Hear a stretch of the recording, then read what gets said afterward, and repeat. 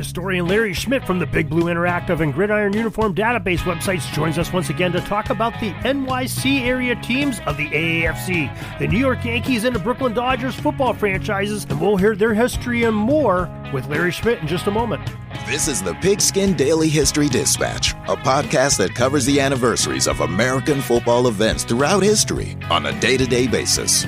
Your host, Darren Hayes, is podcasting from America's North Shore to bring you the memories of the gridiron, one day at a time. So as we come out of the tunnel of the Sports History Network, let's take the field and go no huddle through the portal of positive gridiron history with pigskindispatch.com. This podcast is part of the Sports History Network, your headquarters for the yesteryear of your favorite sport. You can learn more at sportshistorynetwork.com. Hello, my football friends. This is Darren Hayes of pigskindispatch.com. Welcome once again to the Pig Pen, your portal to positive football history. And we are going to continue into our look into the All-America Football Conference. We have two teams left that we have not yet talked about, and we are going to bring in our expert on these two. It's our friend Larry Schmidt. You've heard him before here on Pigskin Dispatch. You've also seen his work on Big Blue Interactive and on the Gridiron Uniform Database. And he is who we go to when we want to talk about football in New York City and in the surrounding area. And Larry Schmidt, welcome back to the Pig Pen. Thanks for having me, Darren. Now, Larry, we got two teams left, and they're up from your neck of the woods, where it's your specialty that you just love to do the archaeology on those teams. And why don't you tell us about who you're going to be talking about tonight? Sure. And and some of these teams, it really is archaeology, because it's really hard to dig up information, because a lot of these teams are they're long forgotten, which we talked about the last time I was on with the lineage of the Colts and all these teams called the Yankees. And, a lot of these teams are just faded into obscurity. But we are going to talk about, from the All-America Conference, the Brooklyn Dodgers, not of the NFL Brooklyn Dodgers lineage, and the All-America Conference New York Yankees, who are of the NFL Brooklyn Dodgers lineage, which we talked about in detail last time. And we know it gets confusing, so maybe look up that past episode, but we're going to touch on a couple of these teams again tonight.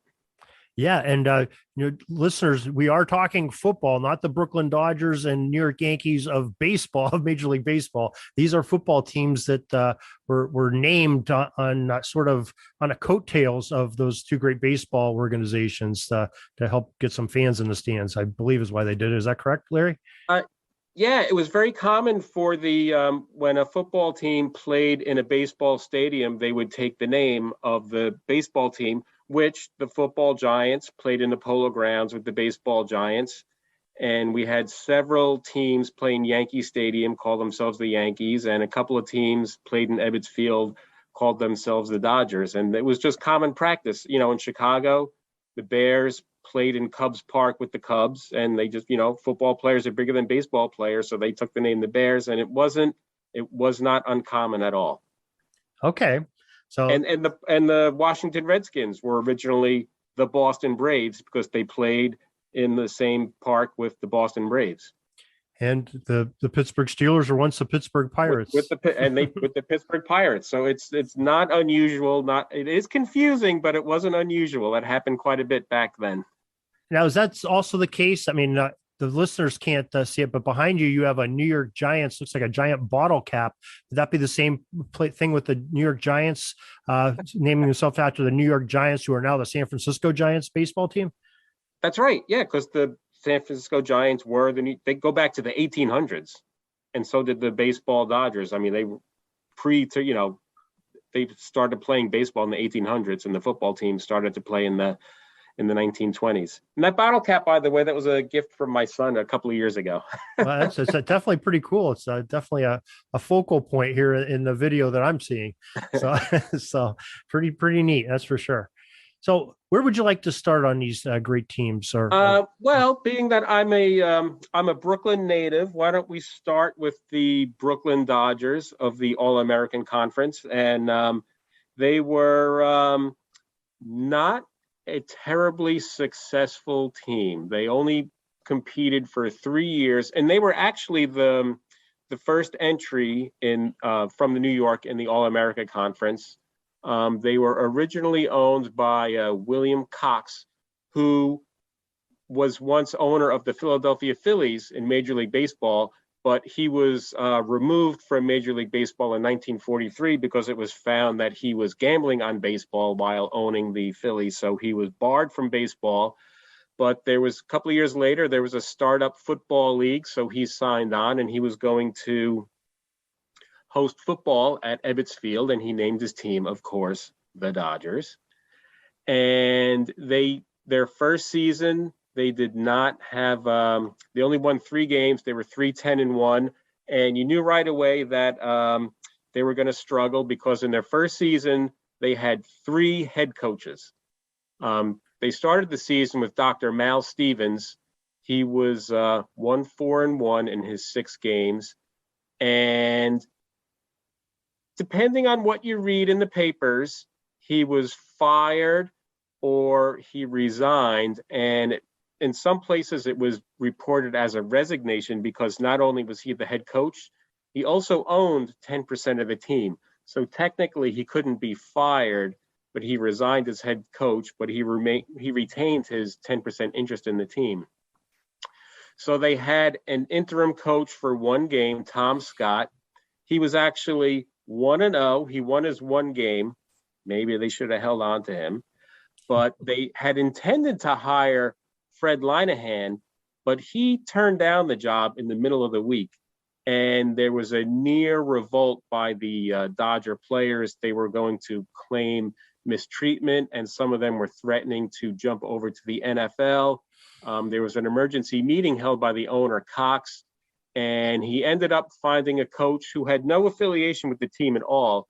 He got Cliff Battles, who was in the NFL. He was a star with the Redskins, and he ended up coaching the team for the remainder of the year. He finished 1-6, but they did hold on to him, and he also coached the team through 1947, where they also had a matching 3-10-1 record.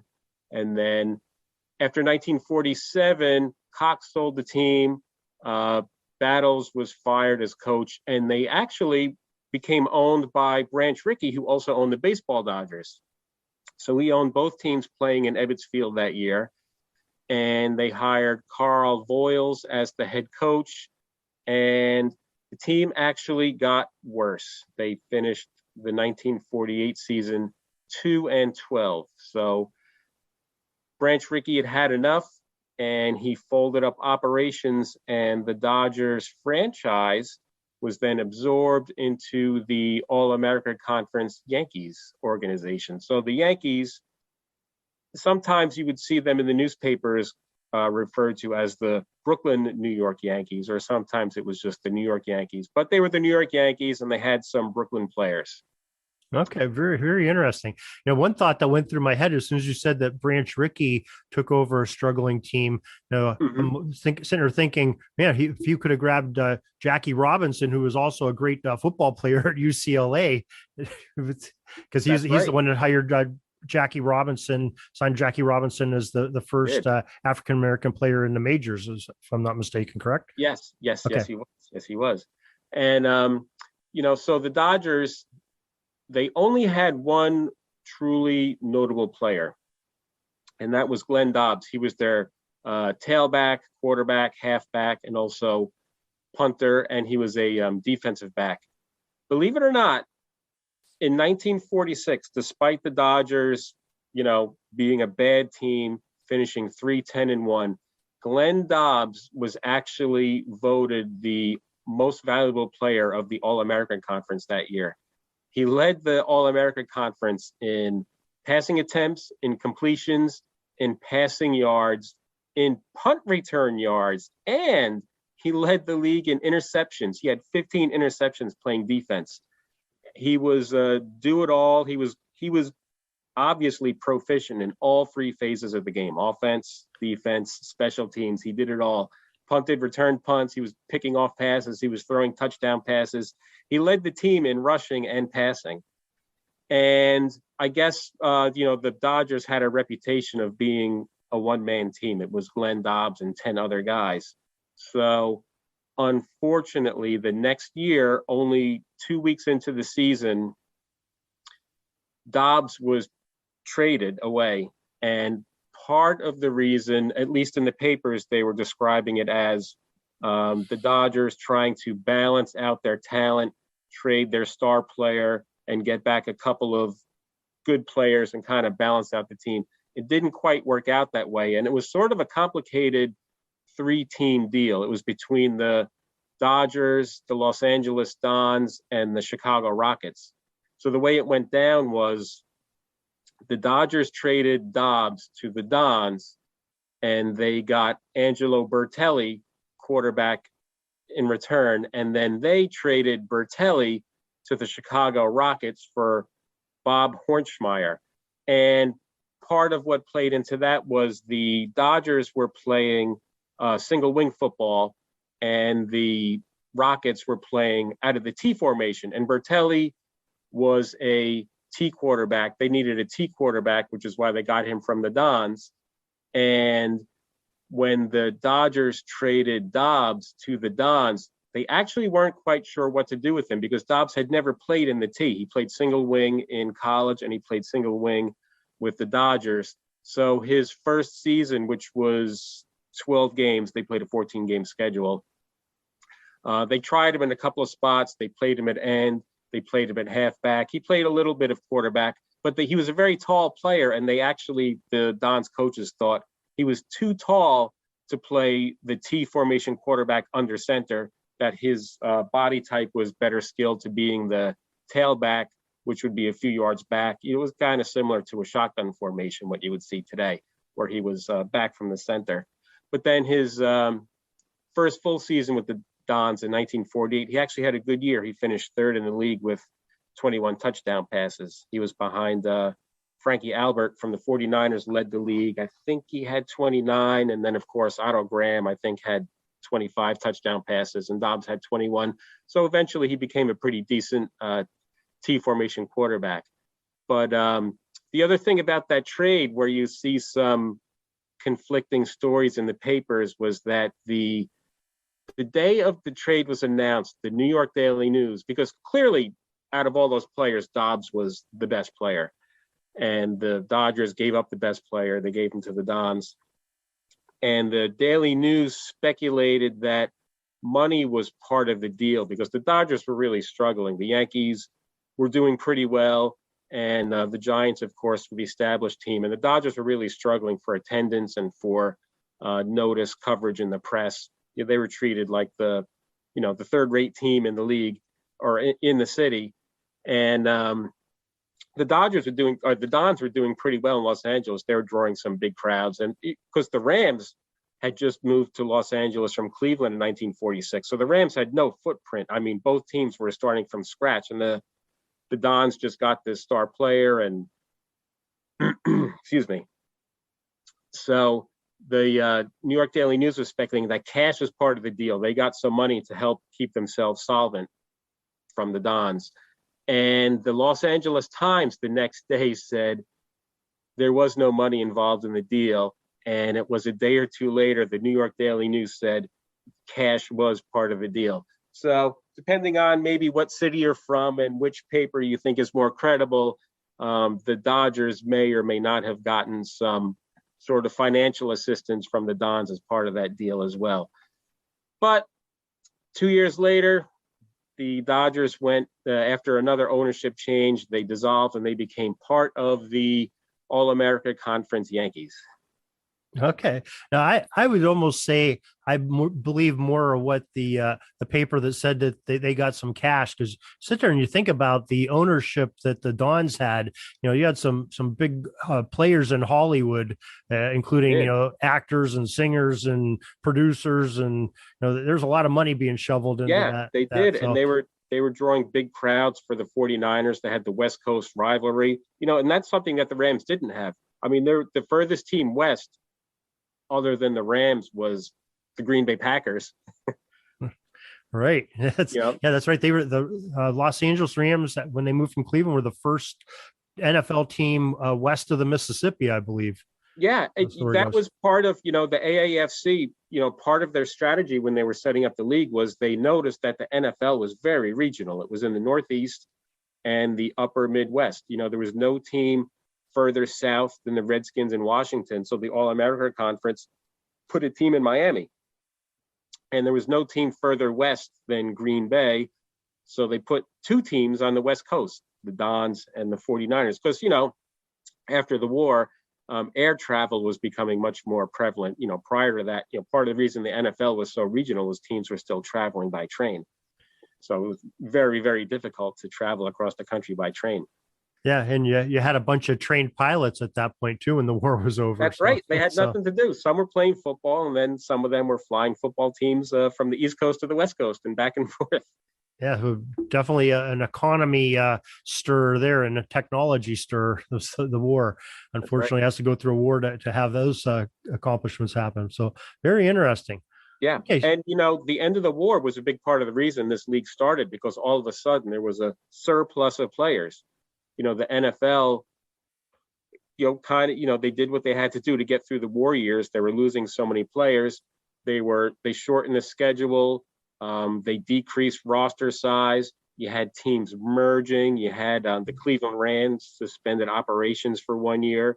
You had owners. Dan Reeves of the Rams served in the war. George Halas served in the war. Wellington Mara from the Giants served in the war. Everybody did their part. But then when the war ended, the NFL was getting players back, but there were a bunch of other guys who wanted to play football. So all of a sudden you have this other startup league coming up, and it was a very good league. They did very well for themselves.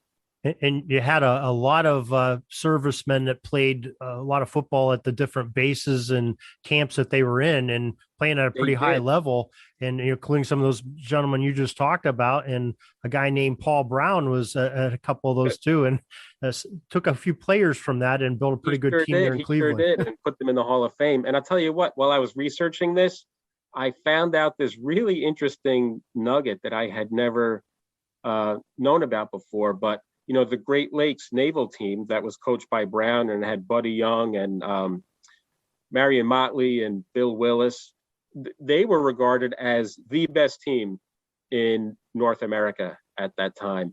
And one of the things that I read was, they were traveling around the country. They were not just beating everybody, but they were just beating the heck. They were running up the score. They were blowing everybody out. They actually challenged the U.S. Naval Academy from Annapolis to a game. And supposedly Annapolis turned them down. They didn't want to play them. I think I'm surprised they didn't challenge the Army Academy Maybe they team. should have. Maybe they should have. Because challenge years, West Point. That was some good teams with Army. Yeah, those years. I mean, Army and Navy were 1 and 2. Right. Well, they had a definite pick of the pool of talent. That's for sure. Right. Yeah. I don't. Maybe if they had beaten Navy, then maybe they would have played Army. I don't know. But that would have been something. Yeah, it definitely would have. Very interesting. Okay, so we have no more Dodgers. They are absorbed into the Yankees of New York. What's the Dodgers? AFC. Once upon a time. Yeah, there is. So okay. Now we I guess that sort of segues us into the talking about the Yankees. Yes. So Dan Topping was the owner of the Brooklyn Dodgers in the NFL. And he actually, believe it or not, in 1945, when the Brooklyn Tigers, for 1944, the Dodgers changed their name to the Brooklyn Tigers. 1945, because of the man shortage in the war, they merged for one season with the Boston Yanks. During that merger, Dan Topping, owner of the Brooklyn Tigers football team, purchased the baseball Yankees, planning ahead without telling anyone in the NFL that he wanted to get a foothold in Yankee Stadium. He had wanted to move the football Dodgers to Yankee Stadium, but Wellington Mara, Tim Mara, Wellington's father, kept blocking it. He owned territorial rights, and that goes back to the very first New York Yankees of the very first American Football League in 1926. The NFL kind of treated Brooklyn as being a separate market than New York. And in this case, New York meaning Manhattan, and also the Bronx, because Yankee Stadium and the Polo Grounds, if you've never seen an aerial photo, there's a bunch of them on Google. You can do a Google image search. They were in walking distance from one another right across the Harlem River. So even though Yankee Stadium was the Bronx and the Polo Grounds was Manhattan, I mean, that you could see one stadium from the other. You could walk right across the bridge from one to the other. So the NFL treated that as New York Football Giants territory, and Brooklyn was something different. So you could have a team in Brooklyn and a team in New York. So Dan Topping was thinking, well, the NFL won't let me move to Yankee Stadium, but if I can be a part of this startup league, I can get into Yankee Stadium, which, by the way, was how the very first American Football League started, when C.C. Pyle wanted to start up the team with Red Grange.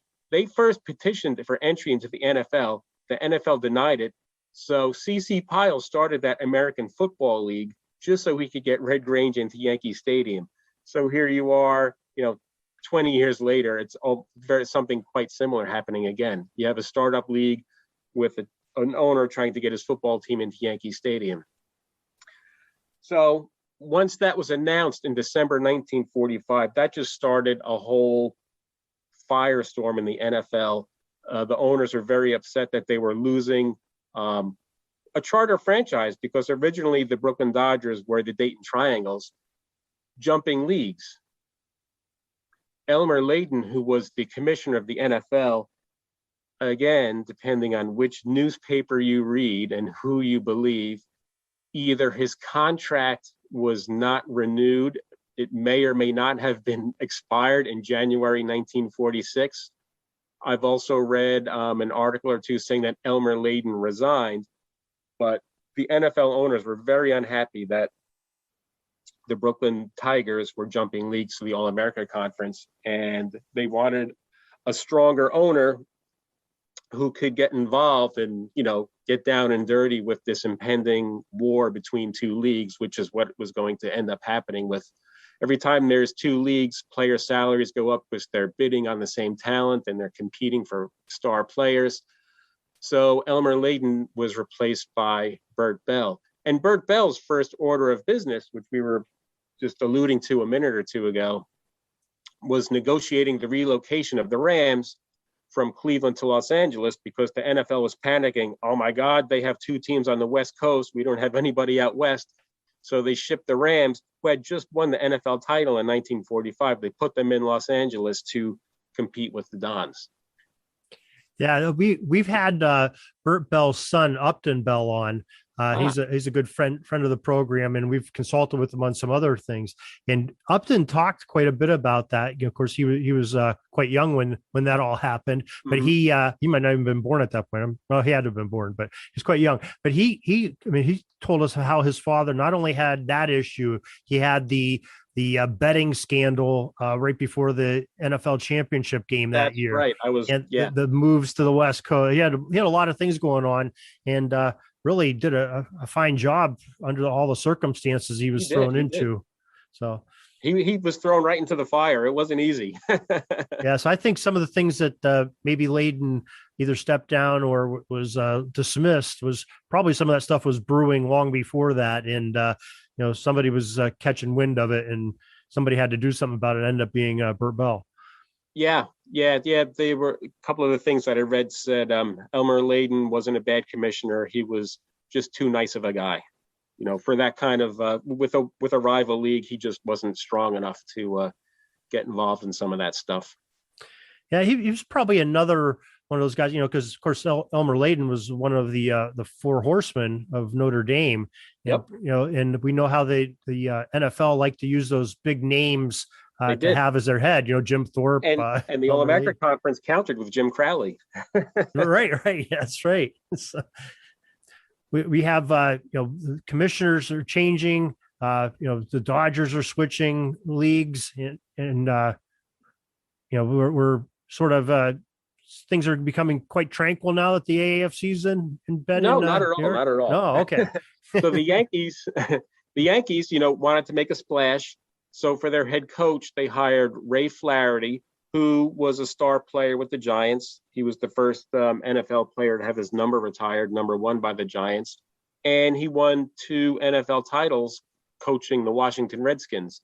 So he was the Yankees coach for their first 2.5 seasons. And they had some very good marquee players, some very familiar names. Clarence Ace Parker was their tailback in 1946. He was a star player with the Brooklyn Dodgers. Frank Bruiser Kennard, who was a star lineman. He's in the Pro Football Hall of Fame. He was a lineman with the original Brooklyn Dodgers. They had Frank Sinkwich, was a halfback. He played the first couple of years with the Yankees. They had Pete Layden at tackle, and they had Speck Sanders at their tailback. He was probably their most notable player their first couple of years. And he was actually a 28-year-old rookie, like a lot of the names I mentioned, like Ace Parker, these players, and Frank Sinkwich. They had their careers interrupted by World War II. Speck Sanders entered professional football as a 28-year-old rookie because he had been in the Navy during World War II. He led the All-America Conference in 1946 and 1947 in rushing yards, in rushing touchdowns. He was All-Pro twice. He led the Yankees in passing and punting, but he missed a chunk of the 1948 season. He was having some knee problems, and that also involved a coaching change. The Yankees were the best team in the East. They won the Eastern Division in 1946 and 1947, and they played the Cleveland Browns in the championship games both years. The first year, they gave the game was played in Cleveland. They gave the Browns a very, very tough game. They almost beat them. It took a last-minute comeback by Otto Graham, and they beat the Yankees 14-9. The Yankees were winning that game 9-7 late in the fourth quarter. And then the 47, they played the game in New York at Yankee Stadium, but the Yankees lost that one 14-3. So 1949, Speck Sanders took the year off to rehab his knees. And because he was, not only their best tailback, he was also their punter. The Yankees needed a punter. So who did they sign to punt for them? Tom Landry. So Wow. they signed him to punt the football, and they got a whole lot more. He was a safety. And again, he was another, I don't know his exact age, but again, he was like in his late 20s because he had served in the Army Air Corps during World War II. And he was, just a brilliant mind. And for that year, 1949, when they had been merged with the Dodgers, the Yankees had a better year. There were no divisions that year in the All-American Conference. It was one league stacked top to bottom. The top 4 teams made the playoffs. The Yankees finished 3rd, so they played a playoff game at San Francisco against the 49ers, who were 2nd, but they lost to the 49ers 17-7. But all of the newspapers, particularly the ones in San Francisco, because they had the writers there at the game, talked about what an excellent punting exhibition it was. Tom Landry in that game punted 10 times, averaging 55 yards a punt. Wow. Including he had a 73-yarder in that game. Jeez, that's good in any era when you can kick a ball that far consistently. Yeah, that's right. So the couple of interesting things about the Yankees, they were one of the few teams. They never beat the Browns, but they usually managed to play the Browns pretty tough. And, aside from the championship game in 46 that they, lost 14-9, Otto Graham won the game late for them. They played them at Yankee Stadium that year. It was a 7-0 win for the Browns. They played them tough in Cleveland in 47. And then at Yankee Stadium late in 1947, the one time they didn't lose to the Browns, they tied them 28-28. And the Yankees had led that game 28-7 at halftime. But the Browns, again, Otto Graham, automatic Otto, had a led a big comeback in the second half, and they tied. But the Yankees still consider that to be a seminal moment for them, that, they're all right, we can go toe-to-toe with the Browns. We're going to get them this year. But the notable thing about that 47 season, and you were mentioning the gambling scandal in 1946. All right. So for the 1946 championship game, the Giants were hosting the Bears, and late in the week leading up to the game, there was a gambling scandal, which the Giants and the NFL found out about. It was Saturday afternoon. It was Merle Happs and Frankie Filchock were involved with a known member of the mob, and he was asking them to shave points. So, and it was front page headlines on Sunday morning. It was on all the radio stations. There was no TV in 1946. And, the Bears won the title. Merle Happs was banned from football forever.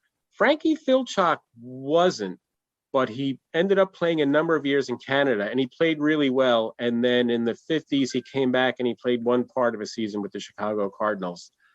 He was found not guilty for the gambling, but because he knew of it and didn't report it right away, he was looked on unfavorably. And this was a black eye not only for the NFL, but also for the Giants.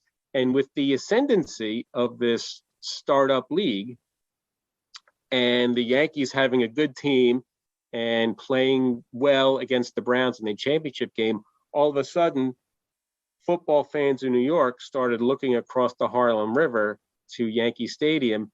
And the next year, if you go through all the New York papers, the Yankees are given not only equal, but sometimes more favorable coverage than the Giants did. And the Giants, because they lost Filchock, they took a downturn. They didn't have a good year in 47. On November 9th, when the Yankees were hosting the San Francisco 49ers at Yankee Stadium, the Giants were also playing a home game against the Eagles. The Yankees outdrew the Giants. The Yankees drew a little over 37,000. The Giants had 29. That was the first time since 1926 with the C.C. Pyle and Red Grange Yankees in the first AFL that the Giants were outdrawn on a home date. And that was treated as a big deal. It was mentioned in every local New York newspaper. And 2 weeks later, when the Yankees hosted the Cleveland Browns at Yankee Stadium, they drew over 70,000 people. Yankee Stadium was standing room only. That was the biggest crowd in New York since the Giants hosted Red Grange with the Bears in 1925, where they had an estimated crowd of 73,000. And that was the headline of every New York paper the next day. It wasn't that the Yankees tied the Browns. It was that the Yankees drew 70,000 people into Yankee Stadium. And right across the river, the Giants were, by the way, hosting the Packers, who the Packers are a marquee team. The Giants had played them in the NFL championship game in 1944. They drew an okay crowd of 27,000. It was just short of 28. But clearly, New York was far more interested in the Yankees. And the average attendance that year, the Yankees outdrew the Giants by a pretty decent margin. The Yankees averaged 37.8 that year. The Giants had just under 32. They were 31.6.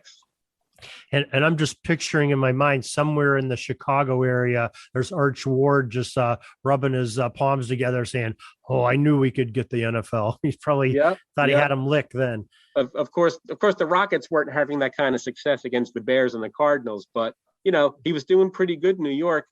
And, 1948, the Yankees, that was the one year they had a losing record. They were 6-8. The Giants were mediocre, and the attendance kind of reflected that. The Yankees had just over 23,000, and the Yankees drew 23,001. The Giants drew 23,002. So that's a push. And then 1949, where you had the merged Yankees and Dodgers team, They did outdraw the Giants a couple of times that year. When they hosted the Browns, the Yankees pulled in 48,000 And that date, the Giants were playing the Detroit Lions. They had 21,000. But again, the end of year average, Yankees were 22.6. The Giants were 23.9. So, they just squeaked by a hair. But, the real problem was that this competition that the Giants were involved in, it was driving up player salaries. And, there was no TV money. There was no lucrative contracts. NFL and All-America Conference teams made their hay by drawing at the gate. That's why attendance was so crucial. The more people you had at the game, that's your revenue. So a lot of people don't know this, but in the late, I don't know what year, I don't know if it was 49 or 48, but the Giants were in such dire straits after the betting scandal that they had to take out a loan to remain solvent. And they were actually still, I don't know the exact number, I don't know the dollar amount, but they were still paying off that loan in the 1980s just to keep the team afloat. That's right. The Yankees nearly drew them into bankruptcy. Huh. Well, that's surprising with the Mara family, because didn't they own like a bunch of racetracks, horse racing tracks? Not at that time. That was in the 1920s. Tim Mara, he didn't own any tracks, but he owned a booth. He had a little piece of Saratoga. He started out as a bookmaker, but it was by the early 30s he had gotten out of that, and they were strictly into football by then. Okay, so yeah, his money was pretty much wrapped in his only business at that point was the Giants. Then okay. Yeah, and he also owned some coal fields, but he sold that stuff off during the Depression, and he put his sole focus into the Giants by then. And so those were just his side gigs that he would get rid of, and right, the Giants because football wasn't making any money, so he needed to, in the modern times, you would say you need to diversify your portfolio. There you go. Right. But, the Great Depression took care of most of that. There was very little diversity. Just do what you can, scrape and save and do what you have to do to get by. Okay. Well, that explains a lot then. Yeah. Very interesting. Yeah. So at the end of the All-America Conference after the 1949 season, what happened was, you had the Browns and the 49ers, of course, were admitted into the NFL. Also, the original Baltimore Colts, who were a very poorly run franchise. They were originally the Miami Seahawks, and they were only going to last 1 year in the NFL. What became of the Yankees is Dan Topping sold his interests to Ted Collins of the Boston Yanks. So the Boston Yanks were not doing well in Boston. And again, they were another team that was itching to get into Yankee Stadium. That's why he named his team in Boston the Yanks, because he was just obsessed with Yankee Stadium. So Dan Topping, when the All-American Conference was folding, he sold his interest in the football Yankees to Dan Topping, who in 1949 had moved his team from Boston to New York, but they shared the Polo Grounds with the Giants. And because there was a team in New York called the Yankees, he couldn't call his team the Yanks. So for that 1 year, his team was called the New York Bulldogs. Okay. In 1950, with the Yankees dissolved, and he, taking what was left of the Yankees franchise, jumped across the river into Yankee Stadium, where he always wanted to be, and gave his team their original name back. They were the New York Yanks. So Bert Bell said because of the territorial rights in New York, what they would do is with the Yankees players, there would be a draft between the Giants and the Yanks. They would flip a coin to see who picks first, and they would each have 10 picks, so they could take the 20 best players from the Yankees roster.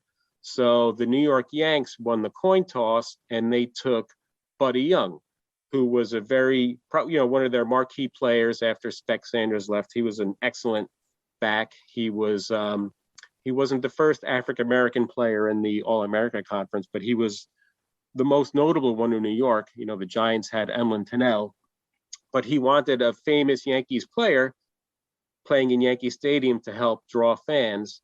And the Giants, with Steve Owen coaching the team, of course, went defense first, and he picked Arnie Weinmeister, who was a defensive tackle. And, then the Giants got Tom Landry, and Harmon Rowe and Otto Schnellbacher. All the good players that they got from the Yankees played defense, and those three players, Rowe, Schnellbacher, and Landry, helped form the umbrella defense with Emlyn Tunnell, which they used to beat the Cleveland Browns the first time they played them in 1950. All right. They knew a little bit about the Browns' tactics at that point, I would think. They sure did. And, having Tom Landry on the team helped a lot because he had played against Otto Graham and the Browns offense and, the T formation. The Bears in the 1940 championship game, made the T formation well known. And then the Eagles were one of the first teams to adopt it after that. But what Paul Brown was doing with it, with, Otto Graham and Max Speedy, and I mean, it was just flash forward. They were 20 years ahead of their time with the timing passes and the draw plays and the out and the flat, all the stuff that Bill Walsh did with the 49ers in the 80s directly came from Paul Brown and what he was doing in the 40s and the 50s. Yeah, of course, having a beast like Marion Motley to carry the ball too. That's right. You throw the ball on the flats to Dub Jones, and then Marion Motley up the middle, and nobody wanted to take that guy head on. Yeah, he was like Bronco Nagurski. Yeah, a large man, from what I understand. Yeah, that's huge, man. It was like giving the ball to a guard. And he, I think in the AAFC he wore a number like a guard too. Was he like number 76 or something too? Right. It was an odd number like Brad that. Was 60 because we talked about the numbering system. The American Conference had a very, very different numbering system where the play numbers were by position. Right. Okay. And the NFL never had one until it was after the merger. I think it was 52.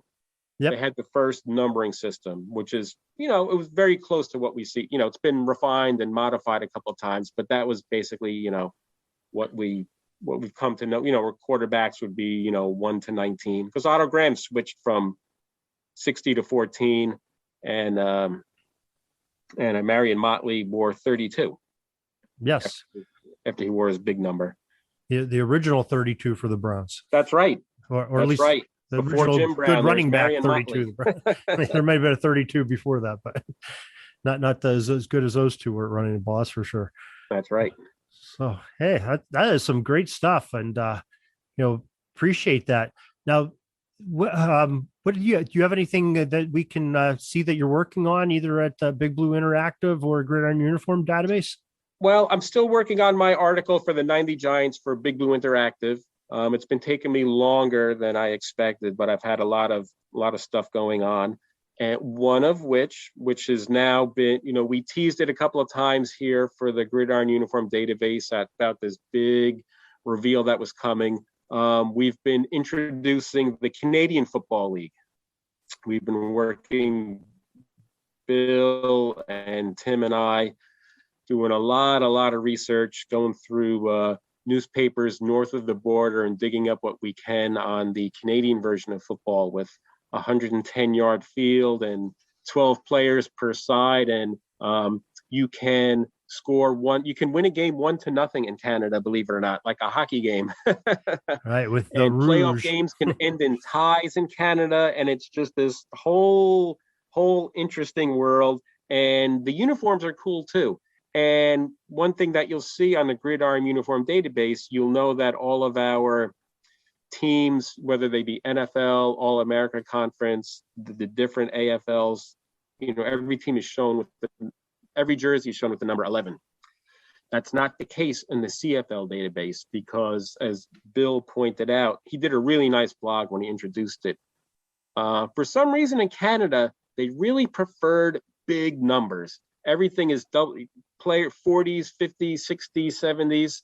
And he said, we're just looking and we couldn't find players who wore number 11 or numbers in the teens or single digits. Everybody wore these big numbers, everybody 55 and 88. And so that's what ended up on the website. So you're going to see a variety of numbers and different combinations. And so everything about it is a little bit different. Well, you guys are hitting it just in time as now the CFL season looks like it's going to be a full go here. It is. We've been talking quite a bit about getting a lot of really good feedback fans seem to be really into it. We've gotten some notes in the forum, and we've also been getting direct messages. People are real. I was a little surprised. In my naivety, I didn't realize that the CFL had as big of a following as it does. And apparently, there's been a lot of excitement over it. And, what we have right now is from the mid 40s up through 1959. We've done a lot of research.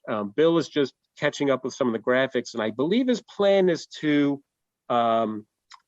display it in 5-year increments. So probably pretty soon, in the next couple of weeks, you're going to see 1960 through 1964 up. And then once the CFL season gets rolling, you'll probably get the rest of the 60s in there. So we're, the research is always going on. We always have our noses in the newspapers, and we're dragging up scraps wherever we can find them. And as you get closer in time, the photographs become more plentiful. But, some of the Canadian provinces, it's been hard to find some of the newspapers, but we're doing pretty good. And incrementally, just keep checking the site every couple of weeks, and you're going to start seeing a lot more CFL up there. Well, that's we've been talking a lot about the CFL on Pigskin Dispatch too lately. We've had a couple of our friends that are authors. R.C. Christensen wrote the book Border Boys, which is that's a great book. It has a lot of CFL and a lot of Canadian American crossover there. It's been fun. Going through the newspapers in the 1950s. I saw Ali Sherman, who was a coach with the Giants. He was coaching the Winnipeg Blue Bombers, and so did Bud Grant from the Vikings. He was a Winnipeg head coach. And Frankie Filchok, from the Redskins and the Giants. He played in Canada after the gambling scandal. So there are quite a few players who went from the NFL to Canada and vice versa. So it's been really, really interesting. And aside from enjoying this and just having fun doing it, I'm always learning something, and I love to learn new things, and it's been very, very, very fascinating and rewarding. I'm really learning a lot, and I'm enjoying it. Yeah, it brings back a lot of memories for me, because I live right on Lake Erie, so right across the lake from us, only 20 miles away from Erie is London, Ontario, and they would put a lot of CFL games on in the days before cable TV, and we could get the reception quite often, because there's nothing on the lake really, so reception would come right across, and these summer evenings, July and August, we could watch some football games back in the 70s and 80s, and so I got to become accustomed to the Canadian game a little bit back when I was a kid. I used to watch some CFL in the 80s. They used to have it on ESPN, and I remember Vince Ferragamo, when he played in the Super Bowl with the Rams, left the NFL and he played with the Montreal Alouettes for a year. And so in the the United States, ESPN was showing Montreal games. From what I remember, they actually didn't have a very good year, but early on there was a lot of buzz and people wanted to see Vince Ferragamo playing in Montreal. So for a few years I was watching some CFL. And we'll have a lot of Division II teams right around here. And actually, school I graduated from my hometown, Edinburgh University, we have our former quarterback is Trevor Harris, who's the starting quarterback last year, and I think he will be this year too for the Edmonton Elks. So there's some connections in our area too with the formerly the Eskimos. Formerly the Eskimos. He was an Eskimo. Who gave us Warren Moon? Right. So we have a lot of interest in this area, trying to follow some of those guys that we know so well from our area that made the jump up to CFL as one of the 12 or 13 Americans they're allowed to have on each roster. I don't even know what the numbers. They change it all the time, and they're arguing about it. So who knows what's going to happen? So. Well, Larry, I appreciate you coming on and sharing this great bit of history with the All-America Football Conference, the Dodgers, the Yankees, and everything in between, including the projects you have going on at the Gridiron Uniform Database with the CFL uniform. So, Larry Schmidt, thank you very much once again for joining us. Thank you for having me. It's always a pleasure. I always enjoy sharing everything that I learn. I love doing the research, and you give me a venue to just put it out there. That's all the football history we have today, folks. Join us back tomorrow for more of your football history. we invite you to check out our website, pigskindispatch.com, not only to see the daily football history, but to experience positive football with our many articles on the good people of the game, as well as our own football comic strip, Cleat Marks Comics. Pigskindispatch.com is also on social media outlets, Facebook, Twitter, Instagram, and don't forget the Pigskin Dispatch YouTube channel to get all of your positive football news and history. Special thanks to the talents of Mike and Gene Monroe, as well as Jason Neff for letting us use their music during our broadcast. This podcast is part of the Sports History Network, your headquarters for the yesteryear of your favorite sport. You can learn more at sportshistorynetwork.com.